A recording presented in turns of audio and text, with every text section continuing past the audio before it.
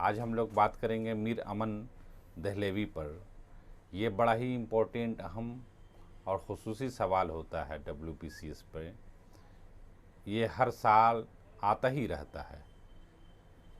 उर्दू नसर में मीर अमन दहलेवी का मुकाम मुतय्यन कीजिए।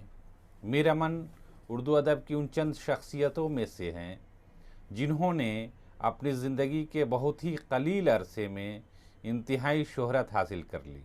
उन्होंने उर्दू नसर को एक नई जहत से आशना कराया और दास्तान गोई के फ़न को कमाल तक पहुँचाया। बागो बहार और गंज खूबी उनकी मशहूर तसनीफ़ है। उर्दू नसर की तारीख़ में बागो बहार को बेमिसाल अहमियत हासिल है और ये मीर अमन का वो कारनामा है जो उनके नाम को हमेशा ज़िंदा रखेगा। उर्दू में मुख्तसर अफ़साने का जन्म तो बहुत बाद में हुआ, लेकिन बागो बहार में पहली बार अफ़साने की हल्की सी झलक नज़र आती है। इसमें मीर अमन ने एक बादशाह और 4 दरवेशों की कहानियों को पेश किया है और तमहीद और ख़ात्मे को आपस में जोड़ दिया है। इस तरह ये कहा जा सकता है कि ये एक दास्तान नहीं बल्कि 5 कहानियों का मजमुआ है। इस किताब में मुसन्निफ़ ने दिल्ली की तहज़ीब व माशरत के मुकम्मल मुरक्काकशी की है। किसी शहरो दयार का ज़िक्र किया जा रहा हो, मगर बचश्म गौर देखिए तो दिल्ली के दरो दीवार पेश नज़र हो जाते हैं। ये दोनों बातें अहम सही, मगर बागो बहार की सबसे बड़ी खूबी उसका असलूब बयान है। उर्दू नसर का पहला शाहकार बागो बहार है। इससे पहले उर्दू नसर में किताबें मौजूद थी, मगर उनका अंदाज़ मसनूई, ज़ुबान गुंजलक और फ़ारसी आमेज़ थी।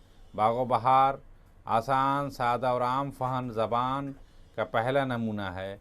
आगे चलकर उर्दू नसर ने जो राह इख्तियार की, उसका पता उसी किताब ने दिया था। वहाब अशरफ़ी के मुताबिक बागो बहार ने उर्दू का एक नया असलूब पेश किया था, सादा, सहल, रवां और तरसीली। चुनांचे अहद बहद नक़ादों ने न सिर्फ उसे सराहा बल्कि उसके मुनफरिद और बेसाख्ता अंदाज़ तहरीर को पसंद किया और सताइश की। डॉक्टर सैयद अब्दुल्ला बागो बहार की नसर को ज़िंदा नसर कहते हैं। बागो बहार की जो खसूसियत हमें सबसे पहले अपनी तरफ मतवज्जा करती है, वह उसका अवामी लब व लहज़ा और सादगी व सलासत है। मीर अमन ने जो लड़के बाले आम व ख़ास बोलते चालते हैं, उसी मुहावरे से लिखना शुरू किया। जैसे कोई बातें करता है, इसके लिए उन्होंने जो वसाइल इख्तियार किए, उनकी तफसील मिसालों की यहाँ पेश की जाती है। 1 नंबर, उन्होंने इस बात का ख्याल रखा है कि बागो बहार की ज़बान रोज़मर्रा और बोल चाल की ज़बान से करीब रहे। इसके लिए उन्होंने तकरार लफ्ज़ से काम लिया है। मसलन कुछ पीस पास रहे थे, कपड़े वपड़े फेंक फाक दिए, घर घर महल्ले महल्ले वगैरह वगैरह। 2 नंबर में उन्होंने अज़ाफ़ी और तवसीफ़ी तरकीबों को इस तरह सहल बनाया कि अज़ाफ़त को तर्क करके का, के, की इस्तेमाल किए। मसलन हुक्म हाकिम की जगह हाकिम का हुक्म या हुक्म हाकिम का इस्तेमाल हुआ है। 3 नंबर में मुहावरों और घरेलू कहावतों का इस्तेमाल मीर अमन ने बखूबी से किया है। मसलन ऊँट चढ़े, कुत्ता गाय, अधर चौकी, डोमनी गाय, ताल बेताल। 4 नंबर मरादीफ़ अल्फाज का भी खूब इस्तेमाल किए, जैसे आदमियों के साथ संगत से, राह बाँट में अगर भींट मुलाकात हो जाती, राही मुसाफिर जंगल मैदान में सोना उछालते चले जाते। हिंदी अल्फाज का बेतकल्लुफ़ इस्तेमाल नज़र आता है। मसलन राह बाँट, जन्मभूमि, संगत, ज्ञान, बैरागी, बैर वगैरह। कई के अल्फाज एक साथ लाते हैं जिनका मफ़हूम एक जैसा होता है। मिसाल देखिए, नौकर चाकर, खिदमतगार, बहीले, ढलीत, खासा, बरदार, साबित खानी सब छोड़कर किनारे लगे।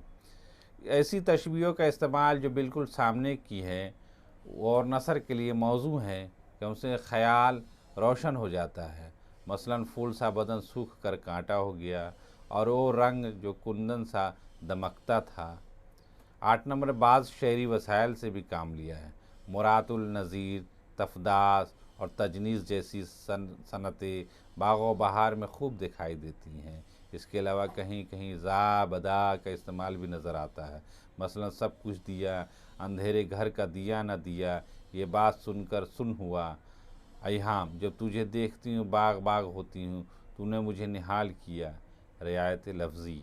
9 नंबर में मीर अमन ने तहसीन के बरक्स तसन्नो, तकल्लुफ़ और बारातराई से तो परहेज़ किया, लेकिन कहीं कहीं सजा और काफ़िए का अहतमाम किया है। मसलन मुखड़ा सूरज की मानिंद चमकने और कुंदन की तरह दमकने लगा। 10 नंबर में मानूस अरबी व फ़ारसी अल्फाज का भी इस्तेमाल किया है। हत्तल इम्कान गैर मानूस अल्फाज से इज्तनाब किया। 11 नंबर में तकल्लुम का अंदाज़, बातचीत का लबो लहज़ा, उज़्र तखातिब बागो बहार के असलूब की सबसे नुमायाँ खसूसियत है। गुमान होता है कि हम कहानी पढ़ नहीं रहे हैं, सुन रहे हैं।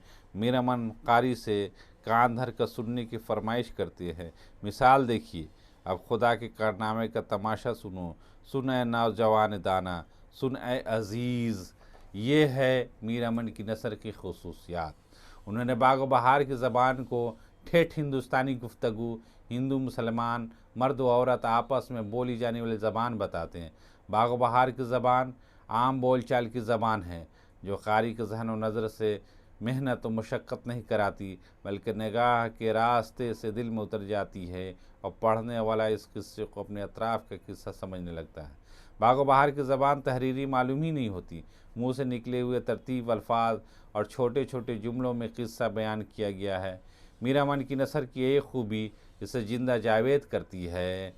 मीर अमन का किस्सा कहीं से भी पढ़ लीजिए, उनके असलोब की सादगी और सलासत हर जगह यकसा नज़र आती है।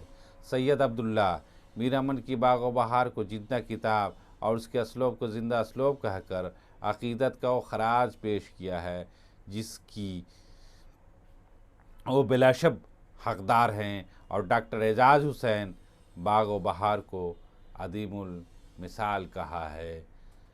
बहुत बहुत शुक्रिया आपको बगौर सुनने का। दूसरी वीडियो लेकर के बहुत जल्द हाजिर खिदमत होंगे। हमें इजाज़त दीजिए। शुक्रिया।